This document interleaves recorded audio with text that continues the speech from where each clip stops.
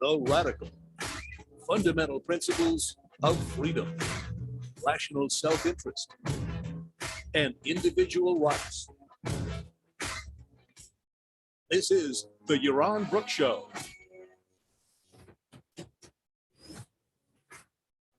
All right, everybody, welcome to Yaron Brook Show on this Sunday afternoon. It's thanks for joining me, and we today are going to do pretty much an open Q&A. So, you know, those of you online watching live, you can use the SuperChat feature. Jennifer is here with me, so she'll be asking some live questions, and we'll see who else pops in. Anybody who supports the show at $100 or more has got an invitation, so we'll see. We'll see as they come in. I think last time, a number of people joined us that were late. A couple of things I wanted to catch up with on before we get to the question period. Hopefully, you guys didn't miss yesterday's interview with Matt Ridley. I've interviewed Matt before. Matt just came out with this book, Viral, on the search for the origins of COVID-19. I'm a little surprised about the book is not doing better, that that show is not being watched more. I guess people are not really interested anymore. COVID is like passe, it's like over or whatever. Or people have just decided what they think about COVID and they're not interested in new ideas and new views. I highly recommend the book. It's well written. It's and it presents some pretty alarming evidence any way you want to look at it, no matter what you think. The origins of COVID are, you know, I think that there's a lot to be really, really worried about. I also want to make clear that the conclusion of the book is not that the lab leak theory is what actually happened. You know, that's, I think, where Matt thinks the preponderance of evidence lays right now. That's what it suggests right now, but everything's still open. There's a lot yet of evidence to go through. The Chinese and the Chinese researchers and everybody else have been super closed-mouthed about this. So we've gotten very little evidence and very little cooperation from the Chinese. I guess not too surprising, given the kind of regime that they have over there these days. But also a lot of misinformation, or what looks like misinformation, from authorities in the United States, particularly from this from the people in the U.S. who obviously were cooperating with the Chinese lab, legitimately out in the open, nothing conspiratorial here, but were cooperating with them and have not been forthcoming with information about this. The more you follow this online, the more you can see the different points of view and the disarray in terms of information that is available about this issue. It's pretty pathetic 2 years into this, or almost 2 years into this. Well, 2 years into it, if you count the first infections, probably happened in November of last year, that we know so little about where this came from, and we have so little cooperation from both U.S. authorities and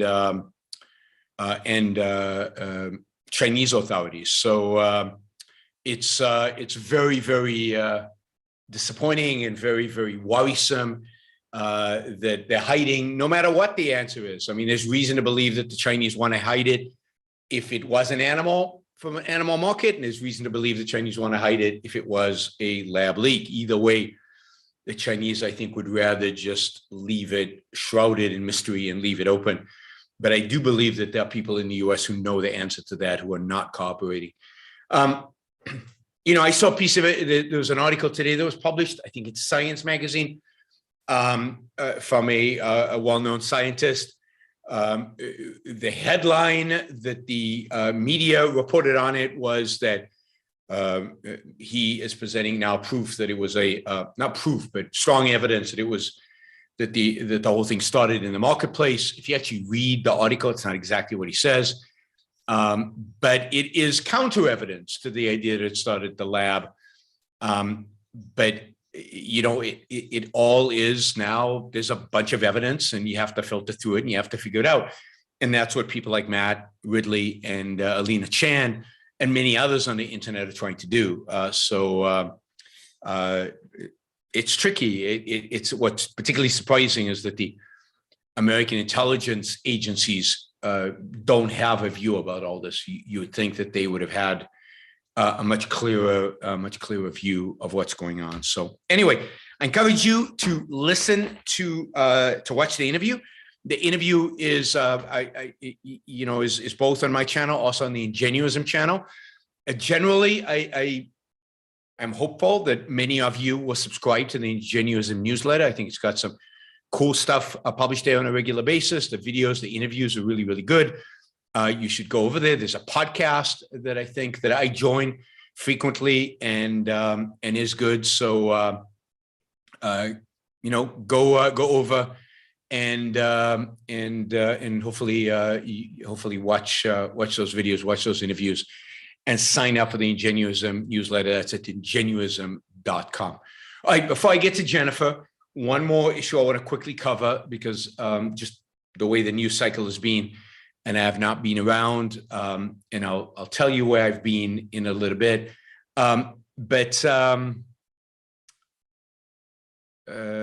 Michael says, so this is about Kyle. Michael says, just because Kyle shouldn't have been there, that doesn't mean he loses the right to defend himself. Absolutely. I never said it did. I'm not surprised he was acquitted. It sounded like the prosecution was pretty pathetic, even by their own count.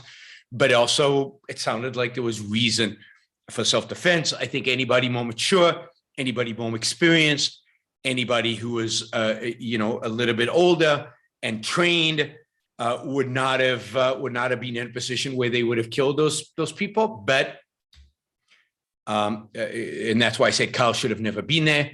Kyle should have never had an AR-15, and Kyle should not have driven from his state to another state to so-called defend property.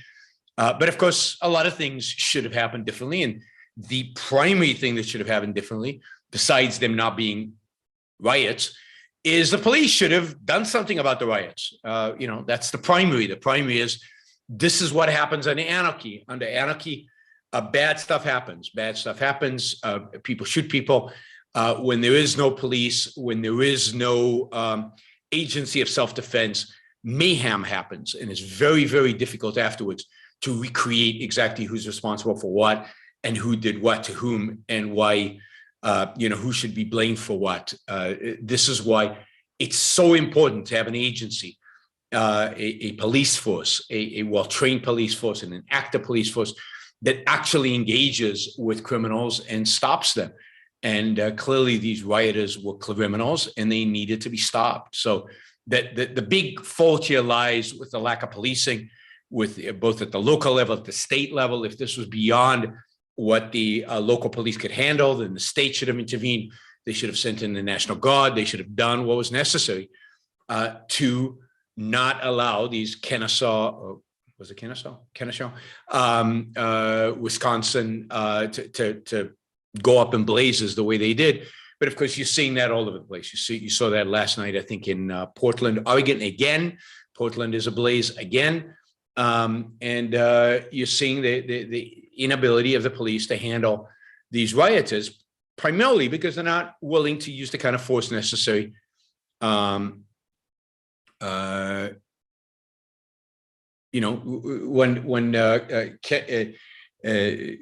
These police cannot use the kind of force necessary to defend themselves against the kind of rioters that exist out there. The only way to deal with riots is by use of more force and more significant force and more substantial force and unequivocal force, and make the rioters pay. And if they're rioting, I mean, it's one thing to demonstrate, it's another thing to riot. I have problems with demonstrators, but certainly once it turns into a riot, the police should be emboldened to use whatever force is necessary to break it up and to stop property damage, to stop the burning of things, to stop mayhem and destruction, to stop the anarchy. All right, perfect timing, Deborah. Wow, you did that perfectly, Debbie. All right, so I am going to go to Jennifer, And we're going to take a question from Jennifer, a question from Debbie, and then the super chat is open.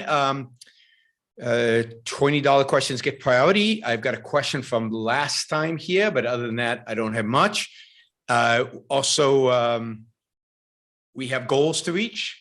We certainly didn't reach them yesterday with the interview, but then I didn't expect we would. In terms of, it wasn't really, it seemed like you guys didn't have too many questions for Matt, although you should have had a lot of questions for him. But hopefully you have questions for me today. So feel free to use the super chat. Thanks, Ryan. We'll get to that question. Feel free to use the super chat, and feel free to help support the show by using the super chat feature. All right, Jennifer. They just announced in Austria they're going to mandate the vaccine by February. Yep. Do you think that could possibly happen here? I think it would be very difficult here. I mean, what happened in Austria is the first step was they wanted to lock up, in a sense, they wanted to lock down the unvaccinated. So, which is unbelievable. So they wanted to basically say unvaccinated people cannot leave their homes. Unvaccinated people have to be under lockdown. You can only leave your home. You know, the police would be able to stop you in the street and ask you to show a vaccine card for you to even be outside. Now, that is, of course, nuts. And I think there was such a backlash to that, and the ridiculous nature and the nature of that is they need to solve that. And the solution for that is, we're going to force everybody to get a vaccine, and then we don't have to stop you in the street because everybody will have to have a vaccine. I guess they'll tattoo it into their foreheads. You walk around with a tattoo that says, yes, I'm vaccinated. I'm okay. It truly is unbelievable what the Austrians are doing. It's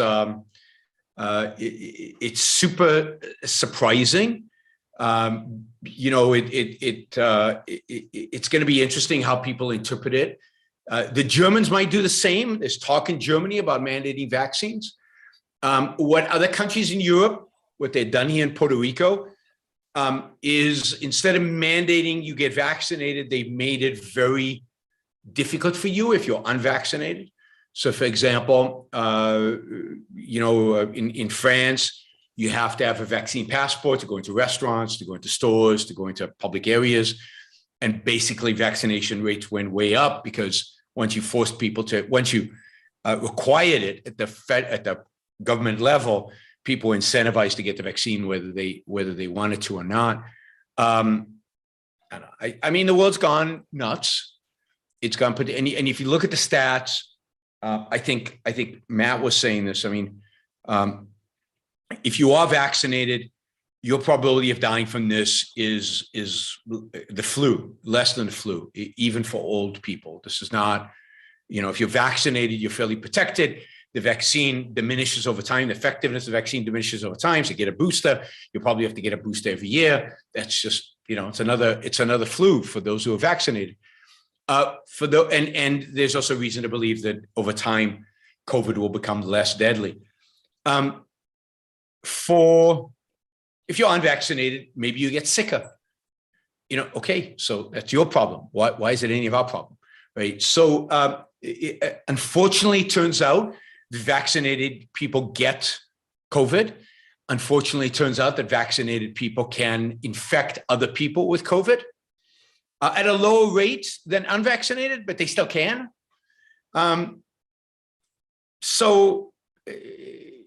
The whole thing is a mess. It's a mess because of the communication. It's a mess because people don't understand data. It's a mess, which I've been saying from day one. It's a mess because the state wants to impose zero risk on all of us. Are they going to mandate that we get the booster every single year? There's no end to it. And what they learned from last year, from the lockdowns last year, is that they can get away with anything and that we would roll over. Now, there are major demonstrations in Europe right now. I just read a headline from the Netherlands, from Holland yesterday. And I haven't read the story, so I don't know what the details are, but that there were demonstrations and the police were shooting people.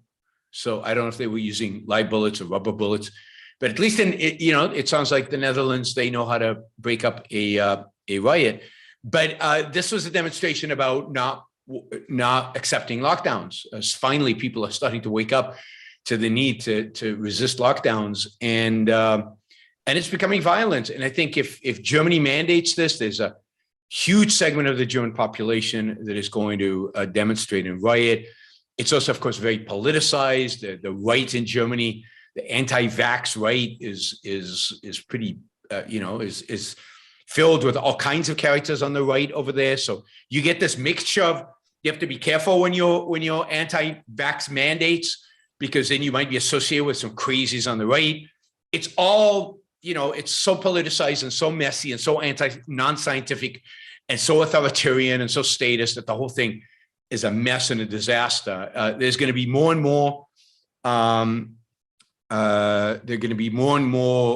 demonstrations. There are going to be more and more conflicts and standoffs in Europe, and it'll be very interesting. I mean, to see how this all pans out. One of the interesting things about Austria is, if I'm not mistaken, and maybe I am, but I don't think I am, is that the government in Austria is a right-wing government.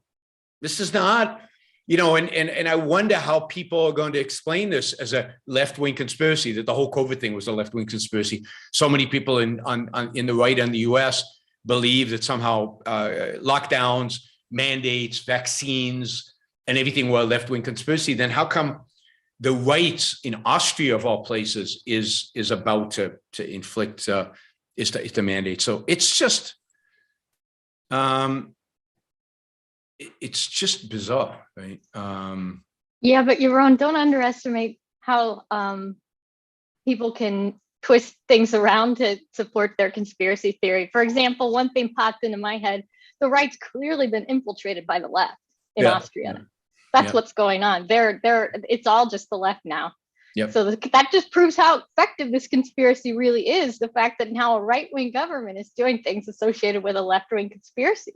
There you go. Yeah. See. But you see, this is yes, but the contradictions are beautiful, though, because one of the most admired figures among the right today, and particularly the conspiracy theory right, is Orban, the president of Hungary, and the Hungarian right, because he has shut down the media, he shut down the left, he shut down everything. He closed the border to these, to Muslim immigration. He's the hero of Tucker Carlson and many on the right. And Hungary's had lockdowns, vaccine mandates, all these things. So I wonder how but you're right, they always find a way around it. Orban is confused on this issue. He's got some leftist advisor, or he's trying to manipulate the left. He's out-lefting the left. Who knows? Yeah. We could really contort our brains to find ways in which conspiracy theorists can justify what they've come up with. And one of the things I want to say this about the interview yesterday with Ridley, and I didn't. So I did, I think, early on reject the lab leak process. Certainly rejected the idea last year of the virus being manufactured and this being a bioweapon, based on what I had read from scientists about it. It turns out I was wrong. It turns out those scientists were wrong on both counts, both on the count of the lab leak. The lab leak is I don't know how likely. I wouldn't put a probability on it, but it's certainly not a nutty proposal. It's given the number of lab leaks we have in the US of actual SARS viruses, it's I think a high likelihood that this was a lab leak, or at least over 50% or somewhere in that region. But even the manufactured part is not at this point completely crazy. Once you actually read the extent to which scientists have been involved in gain of function research, which means manipulating viruses to be more infectious so we understand them, so then we can try to figure out how to combat them. And once you understand this, as Matt described, the structure of this particular virus, and I forget the name of this thing that is being attached there that allows it to be as contagious as it is, I don't think it's likely that it was manufactured, not the whole virus, but that section of the virus that was played with. But I think there is a positive probability. I don't think it's nuts to think that it was done away with. But the nice thing about what Matt has done is compared to what people who came out and made these arguments last year, is it's a whole book, filled with both sides, not taking a definitive stand in the end. He's tilting in a particular direction, tons of evidence, trying to make the best case for all different scenarios. It strikes me, and maybe I'm wrong, but it strikes me as a very objective analysis of the material, not what I usually see from the conspiracy theory people. Very not political. And if you saw the interview yesterday, Matt stayed away from politics. He wouldn't comment on Fauci and Rand Paul because of that, and I respect him for that. But it's if you're gonna make what is it? If you're going to make extreme claims, if you're going to make big claims, you better have big evidence, right? You better have substantial evidence. And I think what Matt and Alina have done here is they've done that. They've assembled evidence for this, and that is on that is pretty amazing. Scott says you have to take a stand. No, I don't. I mean, that's silly. It's most of these kind of issues are probabilistic. It's not, you don't have certainty. It's absurd. Matt, who's done all this research, Alina, who is an expert in this field, who've done all the research, both of them in the sciences, don't have a definitive answer. It is absurd to think that on complex issues, you should have 100% certainty about these things. That is truly absurd. Or that one has to take a stand. I mean, too many people take too many stands on too many complex issues that they don't really have enough information to take a stand on. And I think a lot of that's because of this attitude that this is something important going on. I have to have a position on it. But if you don't have the knowledge, you got to do your best to come down somewhere or another, but don't present it as this is what it is if you don't know. Yeah, and all my allies believe X, so I probably should believe X too. Right. Could be and that. I'll fight for X to the death, not because I have any first-hand knowledge of it, but because all my friends believe X. Mm-hmm. It's truly scary. Yep. All right, Debbie. Well, just one more note on the vaccine mandate. Yep. It kind of is happening here in a way. My company has had to, and not because we chose as a company, but because we're considered a government contractor because we sell things to the government. Right. And so we've had to, we did have the option of no longer selling anything to the government and extricating ourselves from the government. That'd be cool. Completely, which would be great. Yeah. But I don't know to what extent like the economy could continue to function given how many places the government has its tendrils in that, could companies even function if they truly disconnected all economic. Oh, the economy would boom. Well, in the long run, yeah. But in the short run, all the businesses would have to stop. No question. No, yeah. I agree. I mean, the OSHA mandate is under review by the courts. It's right now being frozen by I think the appellate court. It ultimately, I think, will reach the Supreme Court, the whole OSHA, whether OSHA can do this. But you're right, the government does have the authority, and it does it on lots of things. It does it on diversity. It does it on minimum wages. It does it on a bunch of different things to mandate through executive order, not through Congress, through executive order, that its contractors behave in a certain way. This is how we got affirmative action originally. It was a executive order that mandated government contractors have these diversity requirements, and that's how it spread to basically the entire, became such a phenomena in the world out there. And of course, universities, in a sense, are government contractors because they get money from the government. And because we have such a big government, it has tentacles everywhere and in everything. You can't escape the government mandates from. So yes, there's a sense in which we do have a mandate. So what, for example, what is the company doing? Is it asking you to submit a vaccine, proof of that you got a vaccine? Yeah, everyone has to submit it by a certain date. And anyone who hasn't either submitted that or gotten an exemption approved is going to lose their job, be separated from the company. And so that's really a stressful thing for us because we could lose some percentage of our workforce at a time when there's a labor shortage. Yeah.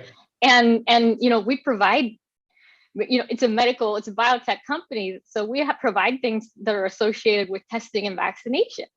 Yep. So then now what's going on is this policy to control or to supposedly help with this pandemic is going to undercut businesses that are producing things that are actually doing, having an impact on the pandemic, and making it harder for us to dig ourselves out of it, because it'll be harder, by inducing these labor shortages into the companies. There is some percentage of the workforce that's going to absolutely refuse to get vaccinated, even though they're going to lose their jobs. Yeah. So, it's really crazy. And we absolutely can't afford to. We're trying to hire more people, and that's a struggle, and to retain the people that we already have. And so it's a really horrible thing to do to companies. It's insane. And again, I've said this before, but if you look at these statistics about COVID, and if you're young, if you're under 25, under 30, it's not clear that you should be vaccinated. It's not obvious. It's very reasonable for you, particularly, there is some evidence. There was just a paper yesterday I was looking at where there's some evidence of heart inflammation in particularly in young people who get the Moderna vaccine, for example. There's just reason not to get it, and there's very little reason to get it, given that if you're young, the consequence of getting COVID are very, very, very minor. And yeah, I'm at Ford. They're doing that too. They're going to fire people soon if they don't get it at Ford. Yeah, most companies are going to be in that position. Are you considered a government contractor, Jennifer? No. Is that why? No. Are you sure? They're just doing it. Ford? No, I don't think so. Just a company choice. Mm-hmm. Huh. Well, I don't know though, because most companies could probably be considered a government contractor if they sell something that ends up in the hands of the government. Yep. But Yeah. I don't know. It's pretty broad net that they're casting. Yeah. So, no, I mean, it truly is horrific, and it's truly authoritarian, and it's not surprising at the same time. This is the direction, whether we like it or not. And it's hard to tell what the speed of this is actually happening, but we're moving towards authoritarianism one way or the other, and it's becoming a less free society one way or the other. And it doesn't really, again, matter who's in charge. This is where we're heading. Mm-hmm. But in spite of that, it's so important to continue focusing on positive value, or perhaps because of that. And I found that this is what my comment was going to be about, that you made a really interesting comment in, and I can't remember which episode, it might have been the one on a recent podcast about what the psychology of people who turned Trumpist, people who were kind of surprisingly wouldn't have expected it, like a prominent objectivists in some cases. And you made the comment that they were, you think, overcome by hatred of the left, and that they were just so overcome by that it kind of overrode their positive values, and that they just wanted to jump on any kind of bandwagon that was about attacking the left. I thought that was really useful and insightful. And it kind of makes sense. I can see this mechanism. There's some point for anyone where if you're so convinced that things are so bad and something so horrible has been done to you that you don't even want to pursue values anymore, you just want to wipe out whoever did this horrible thing to you. I can imagine a scenario where that would be my mindset. Like if somebody murdered my whole family and did something terrible to me, that can happen. So if you continue to focus exclusively on this negative, and that just becomes your whole world, then it's going to turn you you're going to become the thing that you're focusing on. You're going to actually turn into someone who becomes a menace in itself, and leads to it makes me think of that quote from Atlas Shrugged that I really love. Don't think about paying danger or enemies any longer than is necessary in order to fight them.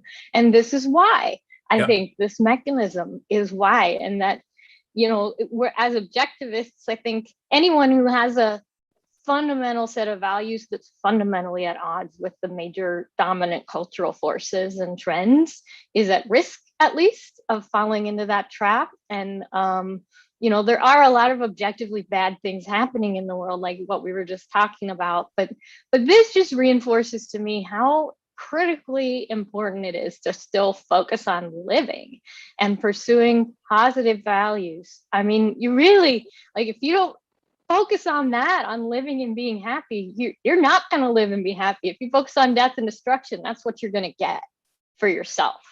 I agree completely, and I think again, I'm not going to attribute motivations to everybody who voted for Trump or everybody who agrees with Trump, but certain people. There's no question the entire motivation, the entire state of mind is negative. And for example, some of these people used to be obsessed with the threat of Islam. I know a number of them. The world was going to end. The Muslims were going to take over. There was going to be massive terrorist attacks. Everything was weak. And while I acknowledged the threat, I didn't think it was going to end the United States. I never thought Muslims were going to be taking over the United States and that was going to be the end. And I'm not even convinced that's what's going to happen in Europe. But that's what obsessed them. And that led them then to be massively anti-immigration. And then, anti the left on immigration, but beyond that, then that fear as it didn't materialize, right? So if you really look at the last 10 years, it seems like the Muslim threat has declined, not intensified. At least it seems that way. Now we'll see what happens in the next 10 years, but at least the last 10 years, the Muslim threat has declined. That obsession transferred from Islam to the left. And again, I'm not saying that everybody who supported Trump is this way. I'm saying that some people are. Right. And then they became all consumed by every little detail of the threat that the left posed to freedom and liberty. They associated with everybody on the left the attributes of the worst people on the left. That is of the far left, of the complete, the complete nuts. They associated these attributes with them, and as a consequence, because Trump, the thing they loved about Trump more than anything else was the fact that he stood up against the left, that he talked down to the left, that he challenged the left, that he ridiculed the left, that he wanted to shut down leftist newspapers, that he was willing to say what they were feeling. He was willing to project what they believed. And I think that a lot of people, that motivation through hatred, that motivation through fear is what really, and look, Trump ran a brilliant campaign in 2016. I think the reason he lost in 2020 was to a large extent because he didn't pursue the same kind of campaign. He didn't, partially because he'd been president for 4 years. So it was hard to tell the people the world was falling apart and it was not his fault, it was everybody else's fault. But in 2016, he pursued a brilliant campaign to really encourage fear and encourage hate and encourage resentment of the other, and tell people that their world was over and their world was falling apart, and he was the only thing that could save them. And that's I think people bought into that, and they bought into hook, line, and sinker. And then, of course, the degree to which the left hated Trump was reason to love him, because anything the left hates, you would support because you hate the left so much. And many people, many people, again, I think had a particular view of Trump because of how the left hated him. And then it soon became, if you were critical of Trump, you were automatic part of that left. So I'm still being accused of being a commie, leftist, all kinds of stuff, not for any particular thing I've ever said, except my disdain for Trump. Yeah, and you're that on the left. associates me immediately with the left. So, I mean, and it's hard to, I struggle with this because it's hard to, it's like the viral thing, right? It's hard to be objective. It's hard to look at all the different viewpoints. It's hard to really assess who is the bigger threat, long-term, not short run. I was against Trump, but I knew that Biden was awful. It wasn't like I was pro-Biden. And I knew that we would take a huge hit to freedom and liberty and business and all of that, if Biden, to taxes potentially, if Biden was elected. But to sometimes to be able to lose in the short run in order to have a little bit of hope for the long run is a difficult thing to do. And not everybody's going to see it. And I get it that not everybody sees it. And so I don't resent people who disagree with me, but they certainly resent me. It truly is stunning that is the way in which some people became completely obsessed with the Trump phenomena and obsessed with the evil of the left. The left is evil, no question. But are they the bigger long-term threat to liberty in the U.S.? That is, at least in the current form, that is the big question. And as you know, I have a view on that. Mm-hmm. Well, I mean, there's also a difference. I think there's a big difference between people who think that they assess the situation differently and they think the left is a bigger long-term threat than the right. But that's not what I'm talking about. What we're talking about is the people who became like militant Trumpists. Yes. Like they became full-time residents of what Sam Harris calls Trumpistan, which I really enjoy. I like the way that term just captures the spirit of that community very well. But that's right. The ones. It became a religion. It became a religion. It still is a religion for many of them. And that's exactly what happens. All right, let's see. Ryan has a question. All right, guys, $20 questions. If you want to ask about anything, I'll answer about anything, but you got to put $20 in front of it. To get on the board. We're way behind any kind of goal. Shay, thanks. We'll get to that later, but we will start with Ryan. Hi, I listened to your talk with Ashton Cohen. That's right, I did a talk with Ashton Cohen. He is concerned that big tech can sway elections due to their massive user base. Is this a real concern? Today, we accept the risk because more government power is worth. Is that right? I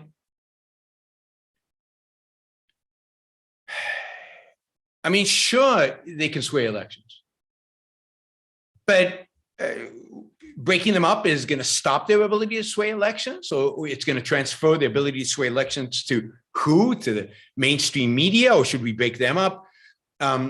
Should we break up Fox because they have a potential to sway the elections? I've given this example a million times, right? But I'll do it again. In 1980, when Ronald Reagan ran for president, there were 3 networks, ABC, NBC, CBS, maybe PBS, all of them affiliated with the left. There were maybe 5 major newspapers in the United States, 4 at least affiliated with the left. There was no internet. There was no talk radio. There was no Rush Limbaugh. There was nothing. Every single major media player in the United States was dominated by the left. And Ronald Reagan still won. Yeah, they maybe weren't as bad as they are today, but go back and read Ayn Rand's commentary about the New York Times in the 1960s and 70s. It was a bastion of the left, and it was completely biased for the left back then. It's only gotten worse since then. The difference is that today, there are like 1 million different news sources, anywhere from the nuttiest conspiracy theory website to explicitly pro-Trump right-wing media to less explicitly right-wing media to people who present themselves as the middle, although I don't think there is anybody really in the middle, to moderately left all the way to the far left. Everything is there, everything. But you have an alternative. There is Fox. There's not only Fox, there's all kinds of media to the right of Fox. There are blog posts, there's Substacks, there's the internet. So the idea that any one company could sway the election, I think, is absurd, particularly as compared to history. I think it's much less. Their ability to sway the elections are far significantly reduced. Now, my view of the Russians trying to sway the elections was, okay, what are they going to do? They're going to distribute propaganda. But at the end of the day, isn't it the job of you as a voter to figure out what's true or not, and to figure out what you want to vote for or not? It's not an easy job. That's why I'm not a big proponent of democracy, unlimited democracy. But you can't just assume that people do what they're told in the media, that the media is all powerful. I don't think the media has ever been all powerful. And I don't think the media is all powerful today. I think today it might be less powerful, particularly the mainstream media, than it's ever been before, because today most people have multiple sources and look for multiple sources. And there's even a term, mainstream media, which everybody, even people on the left, know that it's mainstream media. It's tilted to the left. They might not believe it, but they know it's not Fox. It's not, I don't know, the right-wing media. The real sad situation today is that there is no objective media, or almost no objective media, and you have to dig for it in things like Substacks and elsewhere. And even there, it's not really objective. It's, again, media that seems to be biased in subtle ways, but at least you have, I've never, ever had more sources of information than I have right now, ever. Now, I need to do more work than ever before to figure out what's true or what's not. But the sources are there. And, I think it's laziness to assume that people are just going to do what the media tells them. And if they do, then that's the culture we have, and that's the culture we deserve. What's the alternative? I don't get what the alternative is. We can have state media, right? That's the alternative usually that's proposed. That's what Orban has done in Hungary, in a sense, is have state media. And we know state media is always objective. We see that at NPR and PBS, which are funded a little bit by the state. And let's have state media that reports on it, on the BBC in England, which is funded by, but they have this guise of independence. Let's just have straight Soviet style state media, and then we'll know exactly what's true and what's not. That's what the implication is of the government deciding which media company should be broken up, who has too much influence, what opinions they like and what opinions they don't like, right? Remember that Donald Trump wanted to go after the Washington Post and the New York Times. And Ted Cruz wants to go after, Twitter and Facebook. One of the amazing things that came out of that book, Viral, by Matt Ridley, and from the interview yesterday, was the amazing work these independent researchers have done using Twitter. And the extent to which Twitter is a powerful tool for people to communicate, discover things, search the internet, find facts, share them with other people, and work together to discover and reveal information. And that's evil. Twitter is allowing that. It's horrible, right? So who's gonna police all this stuff? Well, I know who. I know exactly who. It's the government, and that's exactly what the right wants. The right wants state-run media, but it wants right-wing state-run media. And to do that, the only way to secure right-wing state-run media in this country is to always have a right-wing government. And guess how you secure always having a right-wing government? I'll leave that to your imaginations. All right. Just to add to that, Yaron, people are looking for a concrete right now solution to a problem that's really deeper than that. What we need is for individuals to be able to think critically. We need to overhaul the educational system, and people can think rationally and critically examine what's being put in front of them so that they don't just get pulled into these rabbit holes by means of those social media algorithms. I think people are focusing on the wrong thing.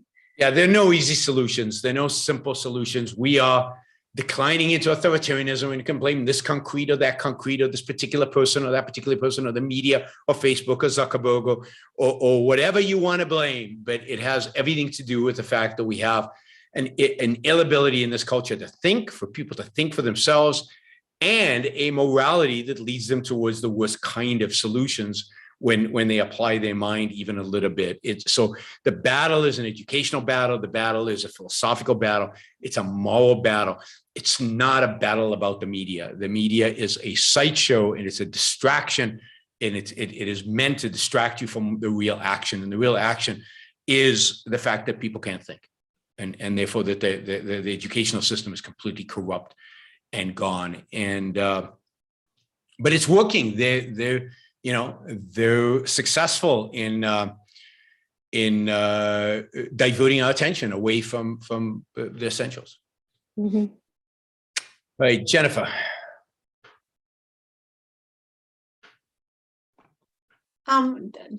Why do people always want socialism in particular with medicine?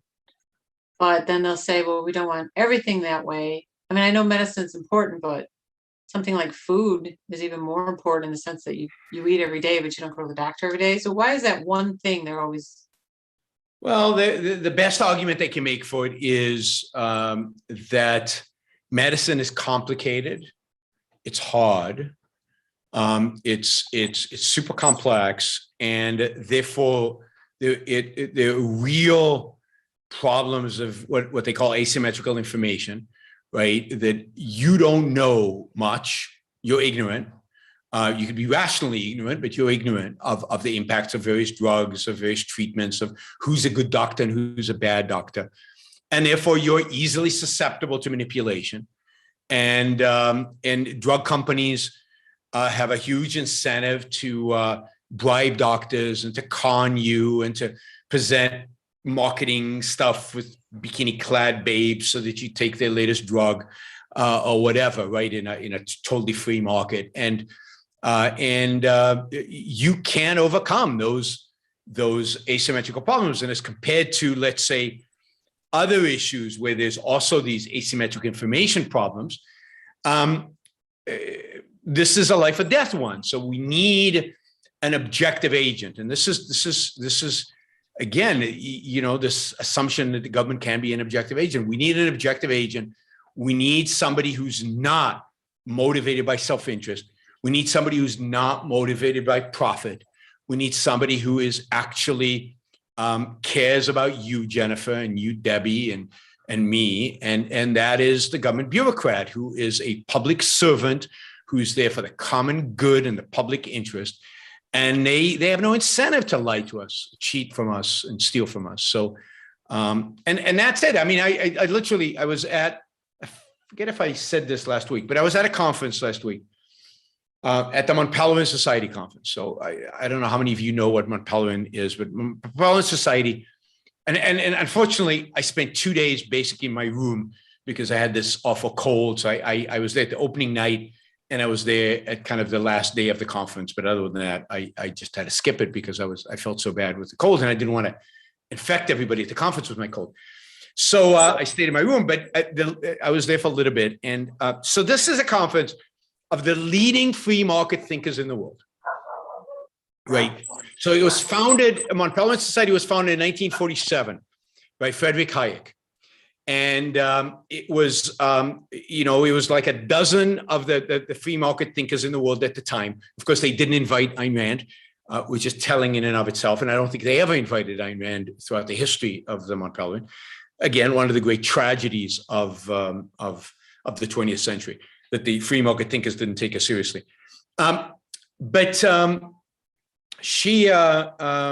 Anyway, so it became an annual conference, or once every 2 years, in a different place in the world, where all the leading thinkers in free markets would come together and debate. And the original members were Hayek and Mises, von Mises, and Milton Friedman, and all kind of the legends of the free market economists, primarily economists, most economists, but not exclusively. And Mises used to get really upset at them, and they used to argue about, because Mises was the one who was really consistent, the one that he was the consistent, and used to argue with them about central banks and about and one of the amazing things. Anyway, it's supposedly people who are committed 100% free markets. And then, so in the opening banquet, I was at the opening banquet, and I met this guy who is on the organizing committee. I guess he heads the organizing committee for next year's big conference, which is in Oslo, Norway. It'll be in October in Oslo, Norway. And I don't know, we were chatting, and he talked about, suddenly it somehow got to healthcare. And he was like, yeah, you know, our great system in Norway and your pathetic system in the United States. And, you know, how can you tolerate not having socialized, in a sense, not having socialized medicine in the United States? It was like, whoa, you're an organizing committee? This is a free market conference? What the hell? The left, as Debbie would say, has infiltrated even Mont Pelerin, right? It was pretty shocking. But I know that there are people there who are I don't know, compromisers, particularly the Europeans on economic issues. But then there's some Europeans who are great, who are really, really tough. And then there's plenty of nationalists there. There was certainly one conservative nationalist at the conference. There are anarchists there. There's several. There's at least one on the board of directors. Actually, two on the board of directors. It's a quite a diverse, mixed group. But it's, you know, free markets is not necessarily what unites them. Not really free markets. So. But healthcare is the one thing that people fall on because of its importance, because of its complexity, because of its life or death consequences. And again, even among free marketers, there is this perspective of we need a kind of free market referee, in a sense. Even Switzerland doesn't have a true free market healthcare system. It's better than any other country in Europe, but it's not a true free market healthcare system. It's I think. No country in the world, unfortunately. Singapore has a pretty good system, but it's not really free market. No country has a purely free market system in the world, and certainly not the United States. I wish we did. I wish there was one. It would be cool, but we don't have it. Yaron, have you ever given a talk in Switzerland? Yes, many times. I've given 3, 4, 5, 6 talks in Switzerland. Yeah. Zurich, I spoke in, God, this is ridiculous. The big friend, Geneva. It came to me, Geneva, I've spoken at a university up in the mountains. I forget the name of the university, but I spoke at a university up in the mountains. Yeah, I've spoken there many times. Yes, there are very few countries that I haven't spoken at. I mean, there are a few in the world, particularly if you go to Asia and Africa. But when you look at Europe, I've spoken in most European countries. I'm tempted to say an overwhelming majority of European countries, because I think that is true. There might be 5, 6, 7, 8, countries in Europe that I haven't spoken in. There are a lot of countries in Europe if you actually go look. All right, Debbie. So about the Rules for Life book, I like that idea. And particularly, it sounds like a self-help book kind of thing. And I think I've often thought there's so much opportunity for objectivism in that space. And like, for example, thinking in principle, how that can solve all these pain points associated with modern life, like the crippling stress and anxiety that people really do seem to be experiencing nowadays, even though existentially our circumstances are as good as they've ever been, and that we're not struggling just to day-to-day survival. But I really believe that the inner experience of a lot of people is on that level of suffering.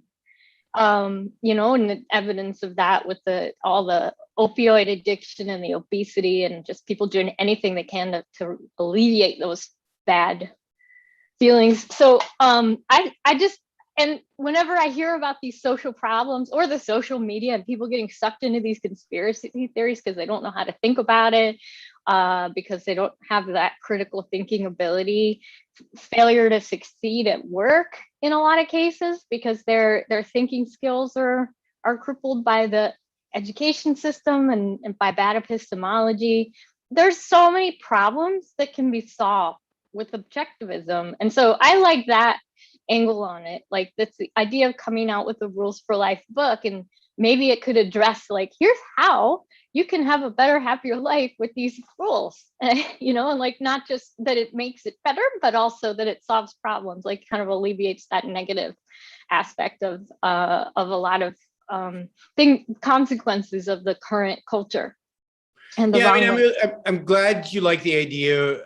I'm seriously contemplating it. I will need to raise some money to do it because I have to pay Don Watkins to work with me on it. I just don't know how big of an audience it will have. I really need to think that through. But you know, if I can raise the money to pay Don, even if it doesn't sell that well, it probably is worth doing. It would be a fun project, I think, to work on. But it's hard to tell what, you know, how do we get a market for it, right? I mean, Jordan Peterson could do it because he had 1 million followers on every platform he touches, and he's on TV all the time, and he does all these big things. And I'm just not, I'm not convinced my platform is big enough to launch a book, but we'll see. We'll see. It will certainly be fun writing. So I think if I do it, it'll probably be sometime late next year, and I'll be raising money for it. I think we need something like $36,000 for it. A kind of a one-time thing, and then we'd actually get it done. Yeah, it's true. That's the challenge, is getting people to look at it in the first place, because getting them to find it. Because I think once they did, it could just, the power that the philosophy has to solve so many problems just in day-to-day life and make people happier so that they can live better lives, it's just such an incredibly powerful philosophy for that. And it's a matter of people discovering that and finding that out, and finding like that it's not just about politics, which is, I think, what a lot of people tend to think. They think, oh, Ayn Rand, she's that like free market person. And it's just such a injustice to her, because there's so much more to the philosophy than politics. Absolutely. And the challenge is going to be to write it in a way that does both justice to her ideas and concretizes it and simplifies it and brings it to the level of what you were describing, right? So it's that would be the challenge of it all. Right, because I think a lot of people don't know what epistemology is. Yes. Yeah, and you wouldn't want it to be at the level where you have to talk about long words like epistemology, because otherwise you lose the who it's targeted at. Yeah, exactly. All right, since you guys have gone completely silent over there in the super chat. Since there are no $20 questions, I'm going to do a question from yesterday. There was $25. And then we'll go back to Jennifer and Debbie. And you can still ask $20 questions. If you catch me in time, I'll answer them now. And then we'll get to these other lower grade questions later. This is a question Jeff asked for Valdrin, I guess. Almost everyone is convinced that cutting government spending in half means lowering the standard of living for everyone, like cutting your paycheck in half. How do you convey that isn't the case? Well, it's pretty simple. Where does government get the money to spend, right? It either has to tax you, take your money now, or it has to raise debt. How does it raise debt? It sells bonds. Who buys those bonds? Well, money has to flow in from the private economy in order to pay for those bonds. So if you cut government spending in half, what happens is all of us have more money in our pockets. Now, not all of us, because they might not cut taxes, and they probably shouldn't cut taxes as the first thing they do, but they'll borrow less. And by borrowing less, they'll be sucking less money out of the private economy. Some people, the people who typically buy bonds, will have more money. Now, some people will say, but it's the Federal Reserve really buying the bonds, they're printing money. Okay, then the Federal Reserve will stop printing that money. And in that sense, they will stop manipulating the markets, stop intervening in the markets, and stop distorting the markets. And while maybe net that money won't be there, the markets will be more efficient. There'll be less inflation. There'll be more proper allocation of capital. There'll be less distortion and perversion, and the economy will actually do much better. Indeed, the less government spending the better the economy will do. During the 19th century, when the US economy grew at the fastest rates in human history, government didn't spend more than 3% of GDP. Today, government is spending over 20% of GDP. That's just federal. If you add state and local, we're in the mid 40s, over 40% of GDP. 40% of the economy is government spending. If you return all that to the private sector, which is where it belongs, right, then the economy would grow, not shrink. Enric asked, how do you plan and organize all the activities you do? How do you strategize? Not sure exactly what you're asking, Henrik. How do I plan? I mean, I have a long-term schedule in terms of talks and events that I'm supposed to do over time. People approach me to ask me to come and speak or to do an internet talk or to be on a panel or to do a debate. I spend time, generally, if I can justify it financially, I will do pretty much any talk, anywhere, any debate, any panel, almost anywhere that I can. So I'll negotiate the time and all of that with them. And those are typically done well in advance. So those are months in advance and they get on the calendar. Beyond that, I plan on certain trips, just where kind of I initiate, do you want me to give you a talk? So particularly in Europe, Latin America, and other places, I work with the Ayn Rand Institute to try to figure out good tours for me to do, where I speak in a number of different locations in a week, and to a number of different groups, and that gets planned. I have a calendar in terms of date plan, week plan, quarterly planning. I have a calendar that sits there. I have a long-term plan in terms of how many talks I want to do, or in terms of how many dollars I want to bring in through speaking.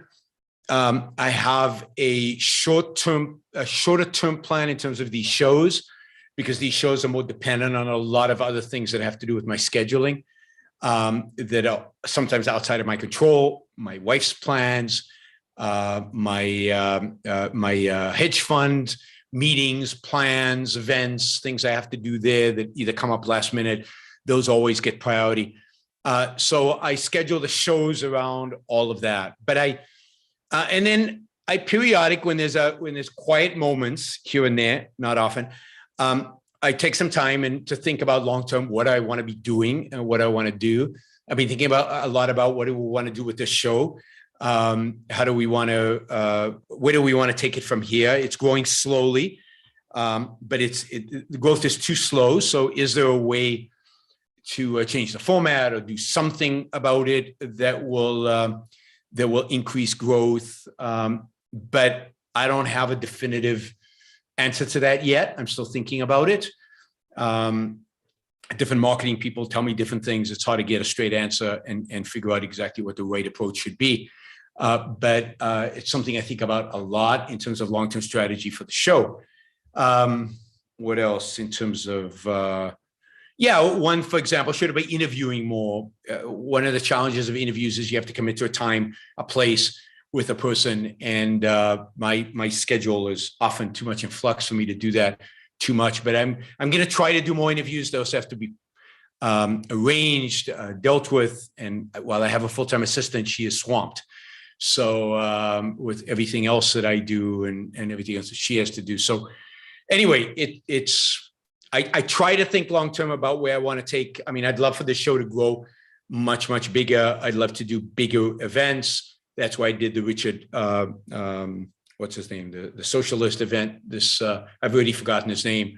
And it's why I'm doing this thing with Wolf. Wasn't it Wolf? Richard Wolf. And it's why I'm doing the event with Yaron Chazoni at UT, which I hope will be a big event. We'll see, on conservatism versus individualism. But I'm trying to look at bigger events to do. I'm trying to find people who will agree to debate me on the big issues, trying to get more visibility, trying to get more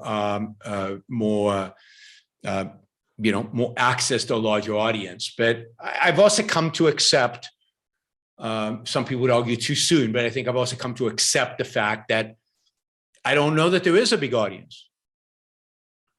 I don't know that there is a big audience for what I have to sell.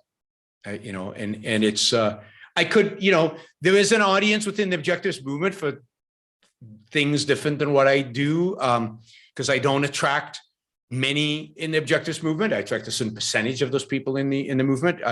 Many people in the movement don't listen or watch the show. I could make this more like a podcast. A lot of the people listening to this as a podcast complain about the fact that I do too much super chat. I do too much interaction with the chat. I do too much babbling like I am right now. It's not focused and organized like a podcast typically is. I could do that, but I'm less interested in that, less motivated in that, and I'm not convinced that that would increase. Somebody else would be better doing that. So a lot of things to think about, a lot of things to consider. I've been doing this in one form or another since January 2015, I think it is. So it's been a long time. Been a long time. If I was going to grow and be huge, it would have happened already, I think. So I suspect that it's probably going to grow, but we'll keep trying. We'll keep trying and to figure out, how to do these better and how to attract more people. I have not given up yet. And even if I have given up in that sense, I've not given up on the need for the show and the value of the show and the value to keep doing it. Although if the super chat keeps going at the rate it is right now, for many more shows, then I might change my mind about that. All right, let's see. Yes, Valdrin says we've raised about $110, $120 in an hour. That's pretty pathetic. So we're pretty short of the $600 goal. So if anybody out there is in the mood to give us a little boost here on the super chat, that would be very cool. All right, let's see, one other $20 question. The real clear average of polls somehow has Biden's unfavorables even higher than Trump's. If this were the public's perception, is at can Biden avoid a Jimmy Carter-like devastating failure for the Democrats? I mean, not to say I told you so, but I mean, one of the benefits of electing somebody like Biden is that he would lose big in the future. Now, the real question here is, who does he lose to? That's what I don't have control over. When I told you that I wouldn't vote for Trump, I was hoping for a Republican Senate, which I think should have happened if not for Trump being a complete and utter narcissistic idiot. I mean, absolutely would have happened. There's no way they lose both seats in Georgia if not for Trump's idiocy. And I was hoping that whoever became the Democratic candidate, and I was hoping for the fact that Trump lost would discredit the Trump brand and that a better Republican would rise up and beat the Democrat 4 years later, which I think is very likely to happen, except for one piece of that. The only piece that's not likely to happen is a good Republican to rise up. It's possible, but I don't see the likelihood. It's much more likely that a Trump-like character, what's his name in Florida, will run and become president.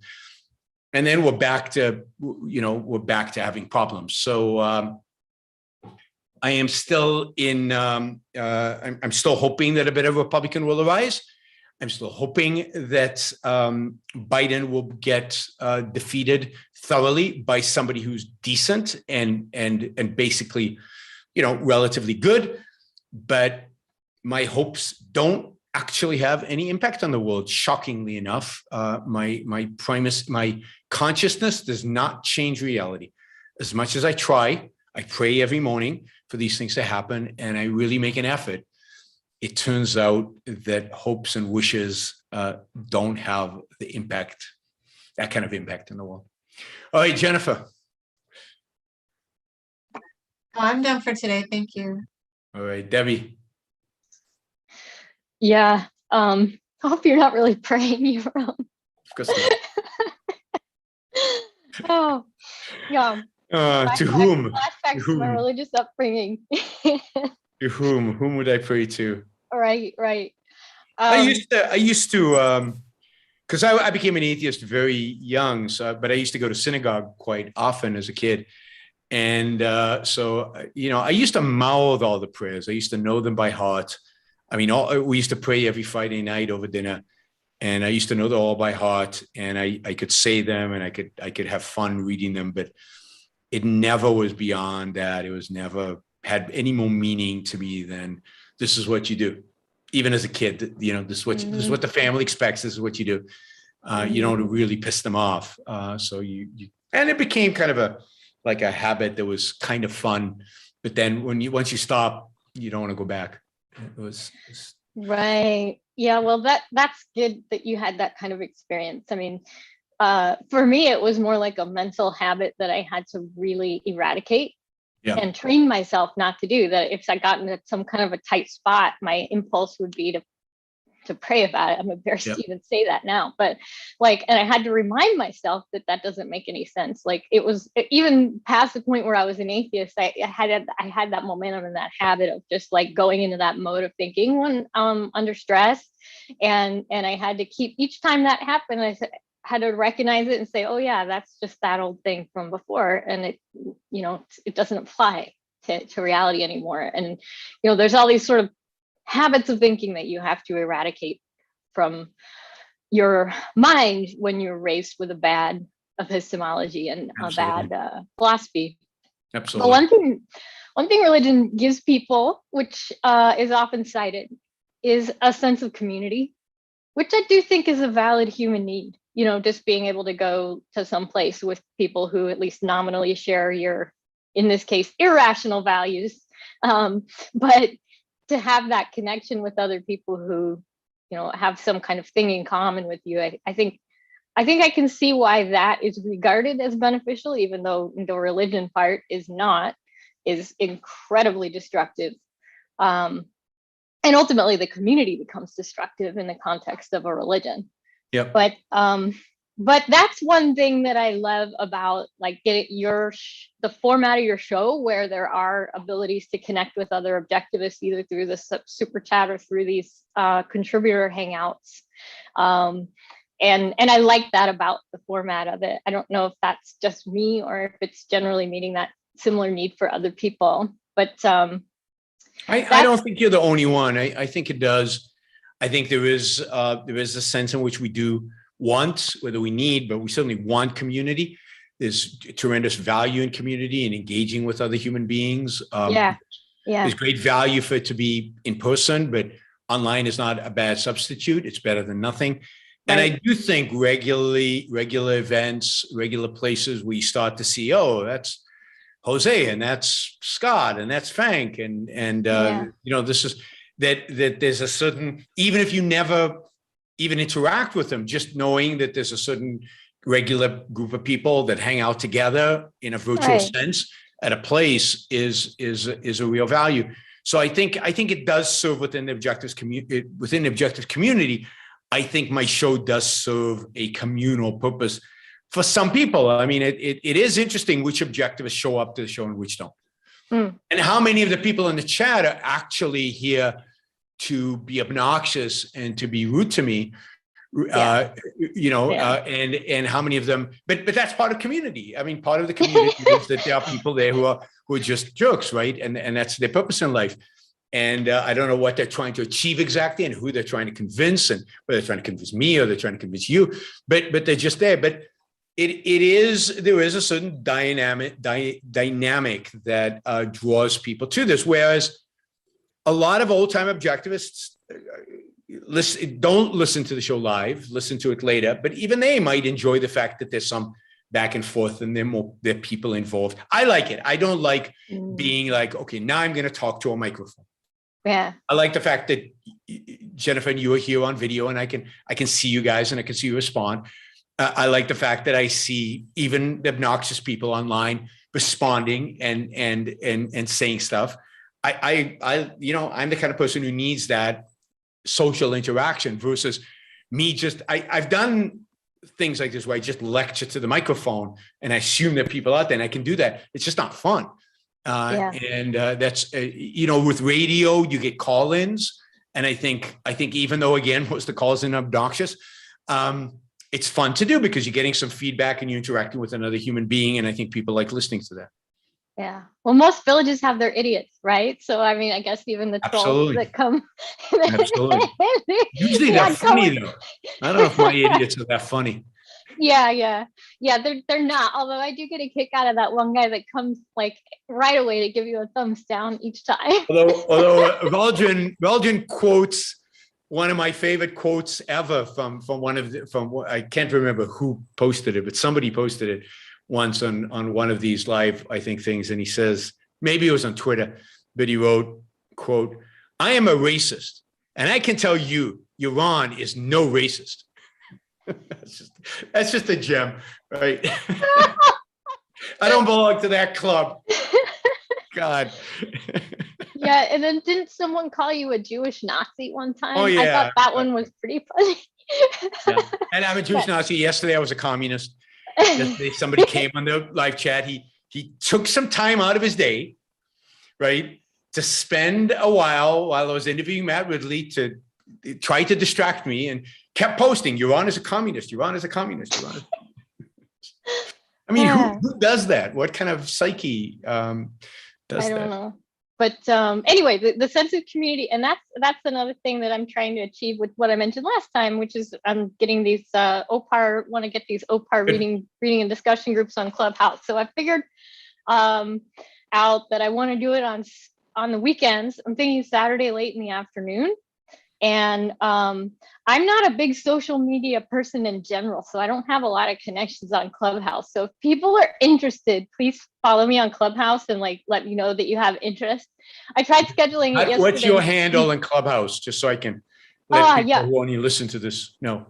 Debbie Sloan, and then it's Debbie like, Sloan, DBBIESLOAN on yeah, Clubhouse. they can look me up that way, or then it's like at DB Sloan. Okay. Yeah. So anyway, if people are interested, and I'll schedule it for something like towards the end of the day on Saturdays. That's all my work schedule really allows, and we'll see if people are interested. The idea is to just like read a little bit and then talk amongst ourselves about it. Not for me to be teaching anything, because I'm not in a position to do that at all. It's more of a matter of creating this sense of community where we can talk about the ideas with other objectivists. And so I think it's a great idea. I'm a big fan of OPAR study groups, as I said in my OPAR lecture this summer at OCON, which hopefully will go up online at some point. And I ran one OPAR study group when it first came out, early 1992, for a year, in somebody's house. It was live before the internet, and it was a lot of fun. But I've always been very social in that sense. So I had an objectivist group that we used to hang out in Israel in the 1980s. It was very active. Almost every weekend we hung out together. We had a social group in Austin that I was a part of. Every Friday we saw a movie. And then late in my time in Austin, we used to watch movies on Saturdays and do the study group on Sundays and hang out and go to restaurants and all the time. We were hanging out together all the time. It was pretty amazing. Then in San Jose, I used to have regular movie nights. People used to come to our house on Fridays or Saturdays and hang out. I met dozens and dozens of objectivists through that. I still meet people who say, "Hey, 25 years ago, I used to come to your house and watch movies." And all of that disappeared when I became the boss at ARI, funnily enough, because suddenly it was just not the same, because everybody wanted to tell me either how I should run AOI, what I should be doing, what I shouldn't be doing. Like the objectivists became unfriendly, unsocial with me, because I was now a boss in some way. And I don't know, they look up, look down, look sideways in weird ways. So all of that kind of disappeared once I started running. Really, once I started running the institute. So that's too bad, because that was a real loss. It is. And the community is important. There's no question. Yeah. I noticed Tal having that, like people coming and raising questions at OCON about like, why don't we do this to promote objectivism? And I like the way he responded. He was like, yeah, everybody's got a thought about how we should promote objectivism. Why don't you do it?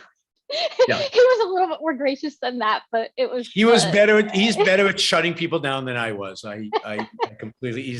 There's certain things he's much better than I am at, and that's one of them. But yes, I've been getting those questions for 20 something years, so it's not surprising. The difference is that Tal came in as an outsider. He in a sense has no real relationships with an objectivism, and I was at least to some extent an insider and had lots of relationships when I took that job.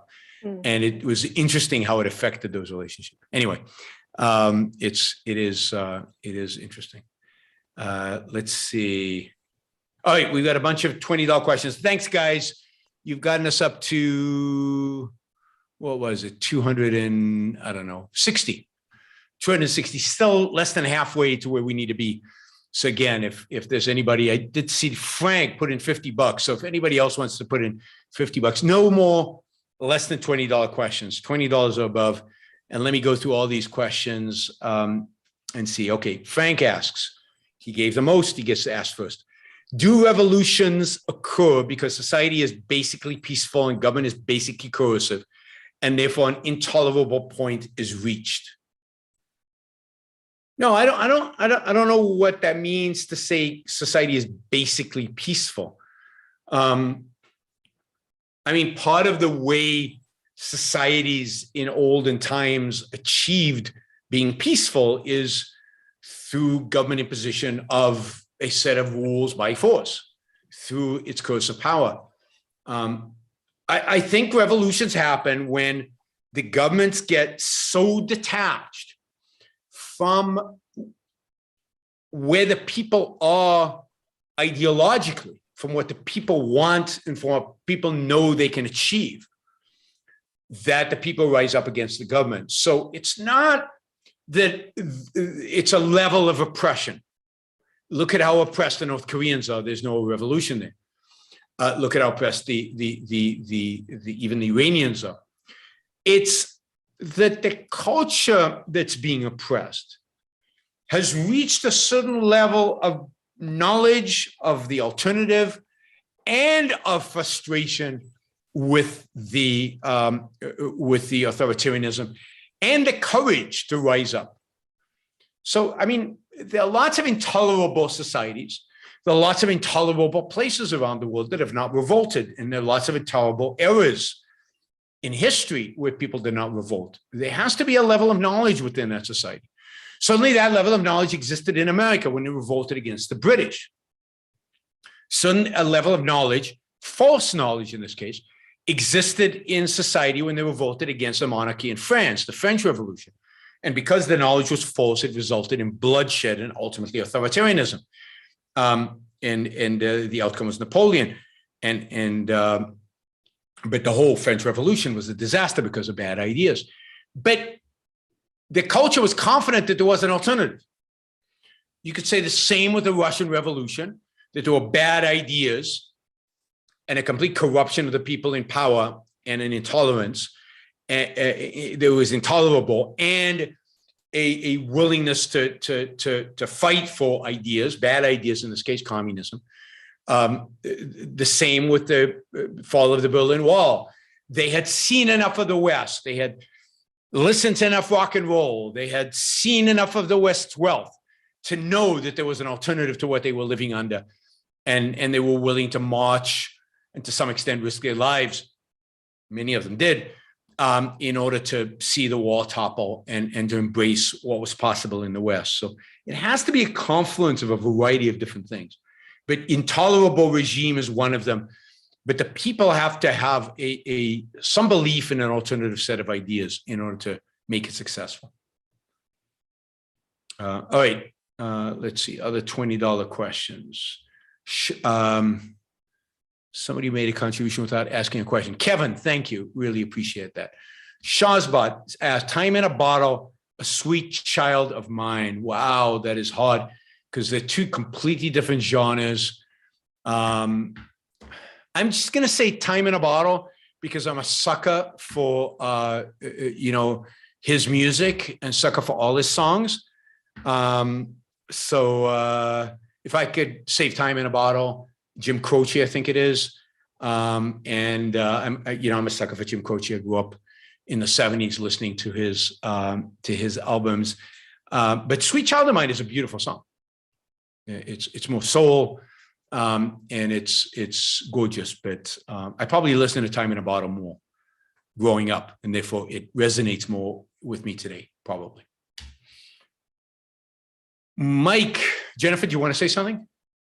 Are you thinking about the Guns N' Roses, Sweet Child of Mine?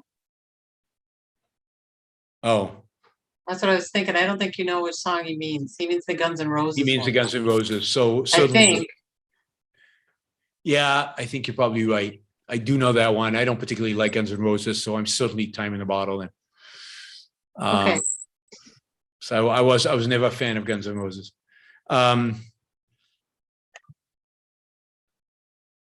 Isn't there another version of Sweet Child of Mine? I don't know. That's what I thought he meant. but All right, I'm I going don't to know listen if to it afterwards, and I'll get back to you if I change my mind. But right now, it's Time in a Bottle. All right. Mike Dial asks, could our current economic policies lead to war? If so, how? I doubt it. I don't see how our current economic policies in the United States would lead to war. It could lead to depression. It could lead to, but it could lead to war in a sense that its impact has on other countries. So I think a economic disaster in China could lead to war. It could lead to them invading Taiwan. It could lead to them to just harass India or harass who knows which one of their neighbors, Vietnam or whatever. I doubt that they'd attack the United States directly.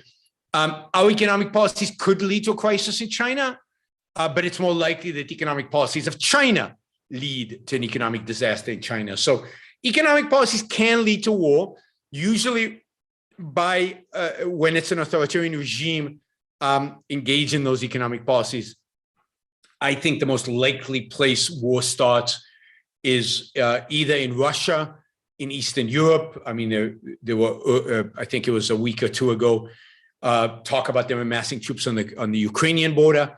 Remember, Russia's economy is very unstable, very up and down, very a lot of wealth at the top, but very little in the mid, very small middle class, very, very susceptible to energy prices. So they're doing well right now, but if natural gas or oil drops, they weren't doing very well last year when energy prices tumbled. So very volatile economy. Russia could start a war. China could start a war in order to distract their people from the hardships, the economic hardships at home. I object, asked, what are 3 econ books everybody should read? Everybody should read Economics in One Lesson by Henry Hazlitt. What other economics books should everybody read? It's so hard because the more popular books like Friedman or Soul are good but flawed. So yeah, Free to Choose by Friedman and Thomas Sowell's book on economics, but they're flawed. To get really, really good books on economics, now they become pretty technical, like Mises. Pretty much anything by Mises, I would say you should read. But I need to develop a better list of books on economics that people should read. I need to do more things like that because I think that would be of interest to people. I'm making a note for whatever the help that will. It's on a piece of paper. We'll see if it survives. All right. Bree says the self-help book market caters to leftists with acceptance, with the acceptance movement. They want to be selfish. They want to be selfish, true. They just need to be gently pushed from trying to force us to accept them to self-improvement. I agree. I think that's right. I think they want to be in some sense selfish, but they're pushed away by the notion of selfishness, as it explains. Capitalism by Riesman is too technical, too hard to read. It's not a book I would recommend reading. I would recommend it as a textbook on economics, but not a book that you would actually sit down and read. I think Hazlitt is the best in terms of that. I think that's right. A lot of the self-help market are people who are trying honestly to get better and they want to be in some sense selfish. They don't have the words for it. They don't know how to do it. Too little of the self-help world is focused on reason, is focused on the mind, is focused on rationality. It's way too focused on emotions and being emotionalist and making lists and using apps and, you know, organizing your life, which is all good. You know, maybe I could use some of that, but it's all good. I'm not against that, but it's more about getting connected with your emotions than actually using reason to guide your life. Or Debbie, some, you want to say something? Yeah. some pragmatic, like 10 things you can do to get better, to move forward in your career. Yep. Some, like some list of concrete, people like lists, but the whole premise behind it is inherently selfish. It's called self-help, not other help, right?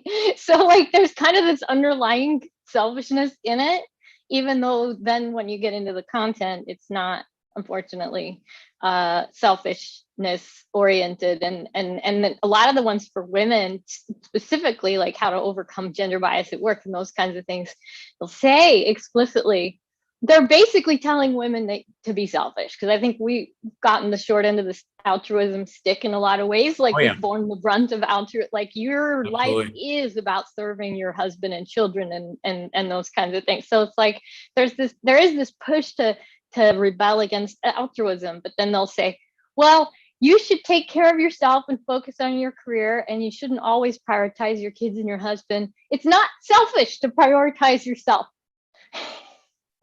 Yep. You're not being selfish if you take care of yourself. Like, unbelievable. You know, it's crazy. It makes no sense. But like there is still this underlying pressure of, because insofar as people want to live, they do have to be selfish.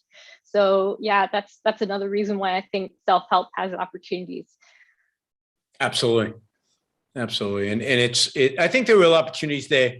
I don't know if I'm the right writer for it, because I'd love to see somebody in psychology do that with more of a psychological bend, but I can do what I do.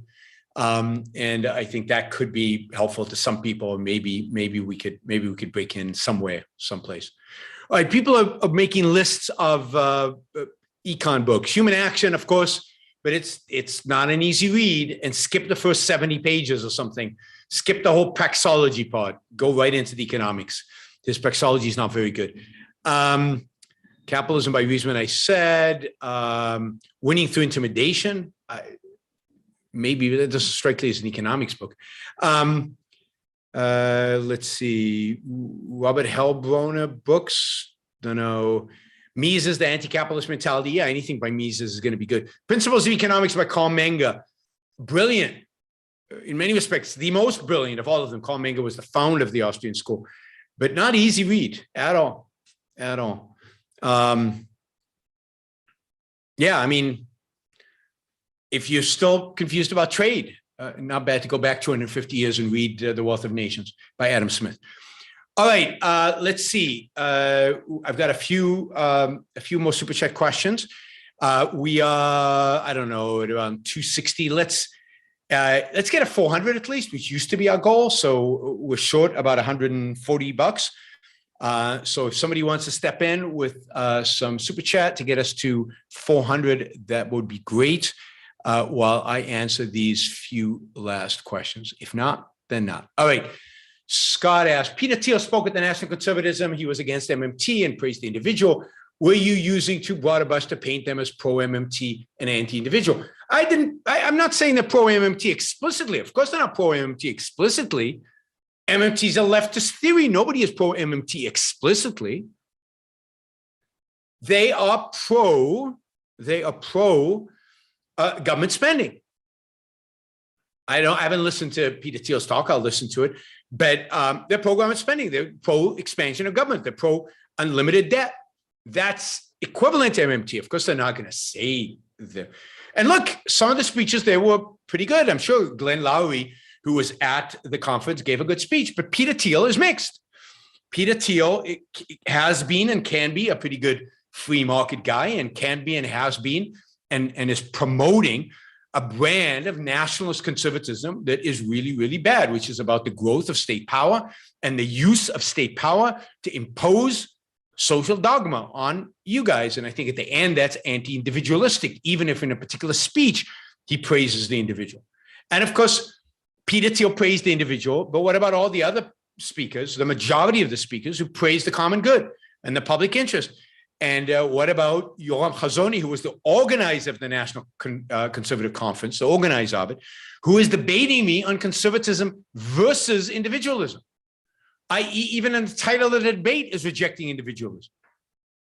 So even if there's one speaker you can find that's good, I'm sure there were good speeches there. Ein Hirsi Ali probably gave a good speech. Peter Thiel is good on some issues. Ghislaine Lowry is good on issues, but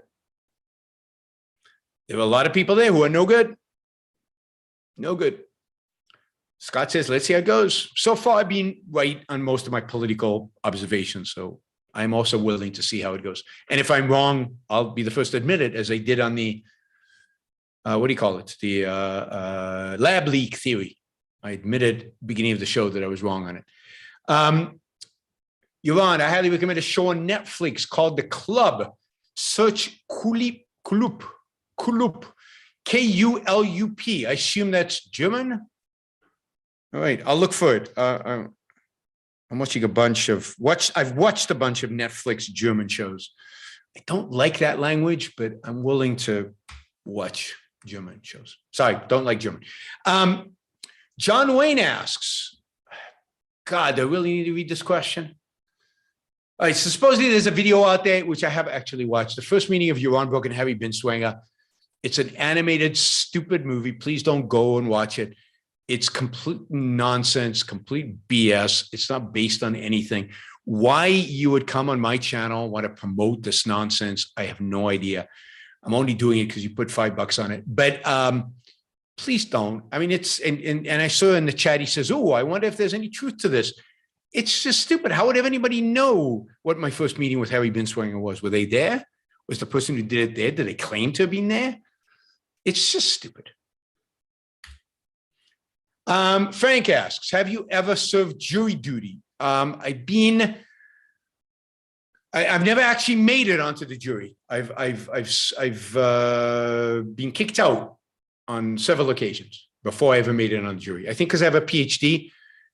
God forbid you have anybody with a PhD on a jury. And once I think it just was inconvenient. I had talks to give, I had commitments, and so they let me out. Whether you have or not, do you believe objectivism can be used to help jurors come to correct verdict? Yeah, I mean, certainly objectivism could be helped, primarily the objectivist epistemology and the ability to look at facts and understand what facts are and what you know and what you don't know, to resist many of the biases that many of us fall into. And if you want to see maybe the best concretization of this ever, it's in, God, what is that movie? Something with 12 Angry Men. 12 Angry Men. Particularly the original, which I like better, but both of them are good. The original with Henry Ford it's brilliant. It's just brilliant. It's so epistemological. It's so beautifully done. Watch that and you can see, in a sense, objectivist epistemology being applied. All right, Shay asks, why does it matter if one side will kill us in 1 month, another in 2? Why do people waste so much energy, and who is worse? Question. Only in the sense that if it's going to be 2 and I have a chance to stop them, then I prefer 2 than 1, because 2 gives me more time. So I think that's the only reason to think about it. Henry Fonda, is that what I said? Did I say Henry Fonda? Did I say somebody else? I think it's Peter Fonda. But yeah, you said Henry Ford.